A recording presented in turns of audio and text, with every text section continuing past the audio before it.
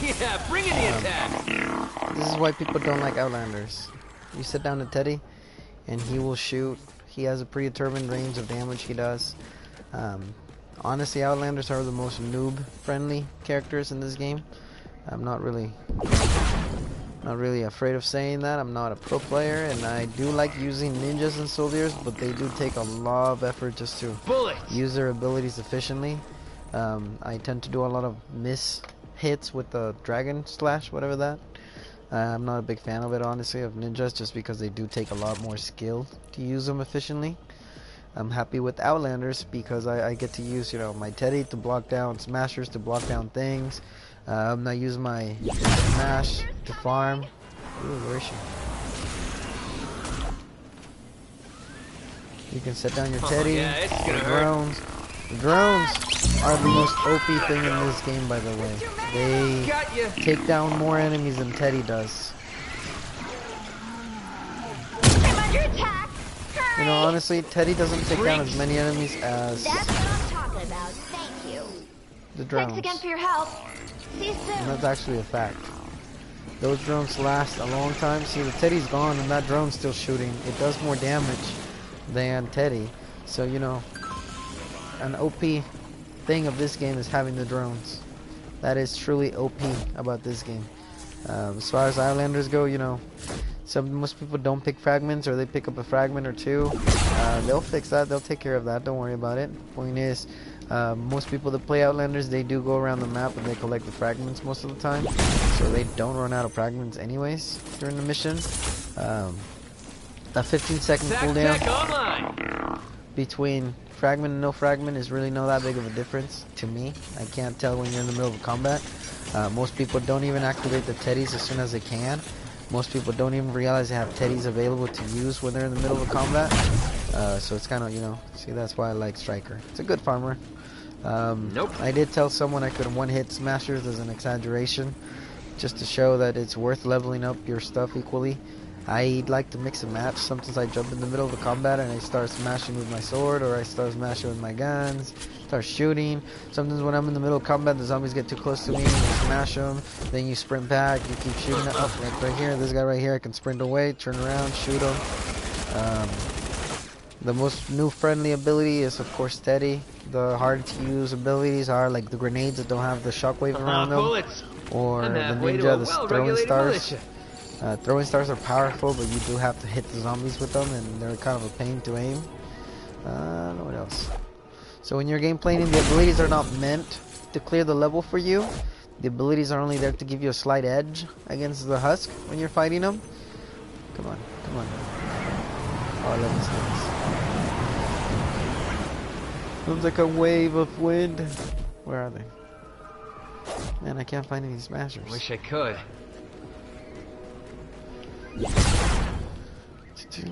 I don't know if any of you have ever played Overwatch. If you guys have Overwatch, or you ever played it, or you ever know somebody that plays it, take a look at their abilities. Most of the time, people that play Overwatch, especially the good players, their abilities are always on cooldown because they're always using them as soon as they can. I don't want to fight. So like right here, my ability's back to farming. Every 4 seconds I get destroy something. If husks are coming at me, learning to use your abilities with the heroes is the biggest advantage. See, I can line them up with resources. Dunzo. And my cooldown is 4 seconds. So then if there's another husk coming at me from that side, I can just, oh, right here, check this out. Really? Line it up with something you can break. Oh, that's an encampment. Boom! You're gonna feel this.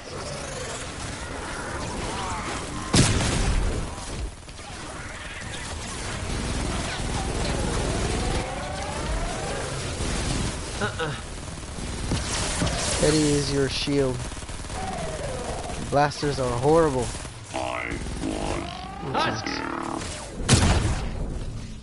Well, almost half his health. You serious?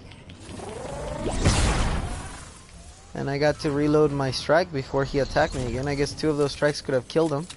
And in the time it takes him to reload his scream, I have my anti-material charts again, ready to go. Like I said, you know, Strike is the most noob friendly Outlander. Besides Reclaimer, Gunblazer, Trailblazer. Those guys with the Teddy, the Shock Tower at the same time. You know, technically you're not supposed to be able to put a Teddy and a Shock Tower at the same time. If you have a Teddy out and you throw a tower out, it will take care of the Teddy. It will get rid of the Teddy. That's how it's supposed to be. So that's another unchecked glitch that's going on with Epic. You're not supposed to be able to throw out both at the same time, and right now they're currently both being able to throw out. You're able to throw out a Teddy and then a Shock Tower, and they both work. One of them is supposed to vanish after you throw out the other one. So if anything, that is what would be considered truly an OP Outlander. Being able to have the lower cooldown, I think it's only fair to lower the cooldown on all characters a little bit, just because a cooldown of 100 seconds is ridiculous, although the abilities you get out of it are pretty good, so it's a trade-off. Like Warcry, that thing has a ridiculously long cooldown time. Or lefty righty with Carbide, oh, it has a crazy cooldown.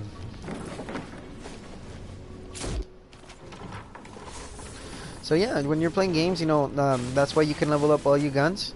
That way you can have fun playing with your guns. You have abilities to throw in the mix. You can mix and match abilities and what you do and what you don't do, just so that, you know, you can experiment, you can have more fun with it. You can fight entirely with guns. It's doable. Most people can do that. If you don't want to fight entirely with guns, go ahead and practice your abilities. People don't like the ninja because it requires a little focus on the ability as far as it goes. If anybody needs... Oh, there's nobody here.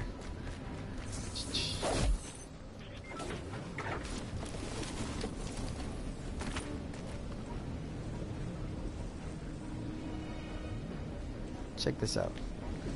Teddy? Take this, Storm Freaks! Right, I'll kill you! Gun? Wall. You are not a bear.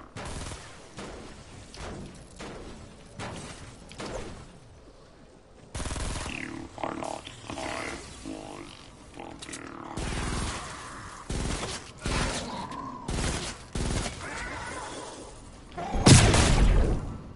One hit. Half his health. I hit his back. He didn't even touch me once. So 2 strikes. And Screamers are done in an 88 zone. I have not been able to find a single smasher, which is kind of getting on my nerves.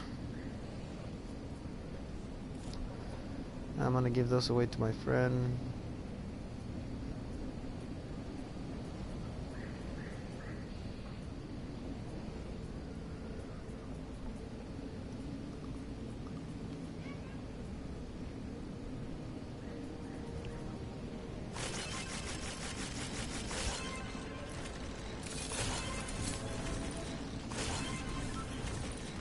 Where are the smashers? Let's see how many hits it takes to kill a smasher. Oh, I think that's a water smasher. We got a big purple situation! 88. Well, only a third of its life. I guess it's more than what the ninja does, but then again, this guy, it's at 130. The ninja, I believe, was still at 80. Those kunais don't do that much damage, but the character's also underpowered at this point. That's 2 hits, and the smasher hasn't even had a chance to attack me. That's 3 hits. Oh, I guess it takes 4 hits to kill a smasher in an 88 zone. You brought this on yourself. Point is, it's always best to have higher power heroes, higher power levels, higher power everything. I mean, it's kind of like playing a racing game and having the ability to use turbo boost and not using it, you know, not leveling up. Can you close the door? Not leveling up, it's like playing Pokemon and fighting the last gym leader in Pokemon for the, you know, Pokemon Red, Pokemon whatever. Fighting the last gym leader with the level 1 Pokemon. Why would you go into combat with the level 1 character when you can max yourself up? You can max the potential damage you do, you can max out the damage you can take, you can max out your ability damage, you can practice using your abilities more often to fight, targeting right. There's a lot of abilities that have a crazy cooldown crazy low if you use them specifically for specific purposes. Sometimes a hero, read it very carefully, read the perks they have. Sometimes like Striker, he has a 4-second cooldown on his anti-material charge only if I break a resource in my impact. If I hit an enemy and not a resource, breakable resource, my cooldown is 7 seconds. So learning to use your heroes and your abilities, it's a big plus in this game just because it does give you an edge. But overall, you can play the game without abilities, without using any of that stuff. You can just straight up grab a soldier and play with the soldier until you know, and that's all you need. You don't need to use the soldier's abilities to be good. I mean, if you use Warcry or Shockwave, those are pretty good. But you know, if you want to play this game without using abilities, go for it, man. There's nothing stopping you from it. The abilities are not there to make your game better. They're only there to enhance your gaming experience. You don't need to use abilities. You don't need to be a player that does anything other than shoot. Honestly, this game is fun all the way around. Just letting you know that it is part of the game to be able to maximize your stats. So it's on you whether you want to have an easy gameplay, an easy farming experience for higher level missions like here.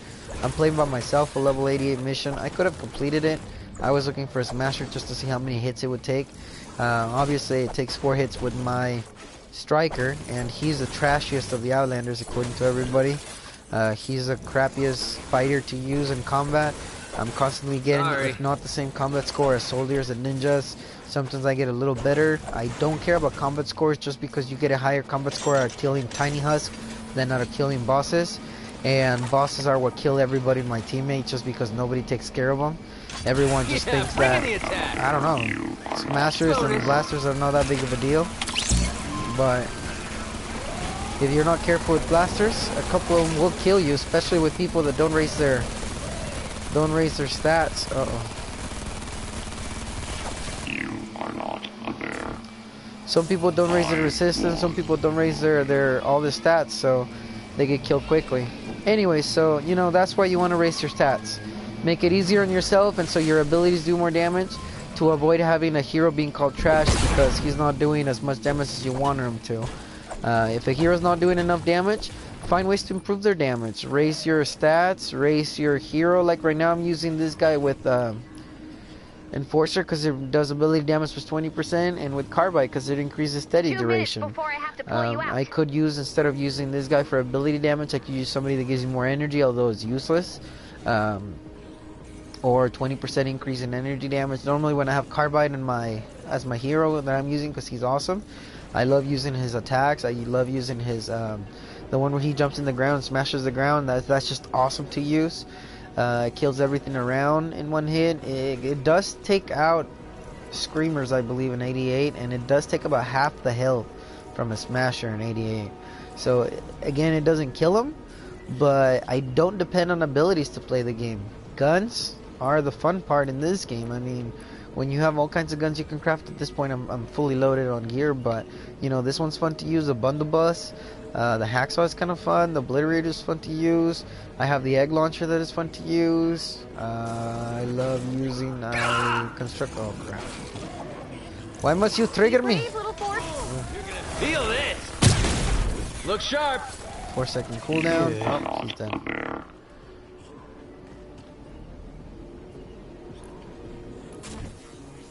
Honestly, one of my favorite guns is, where is it?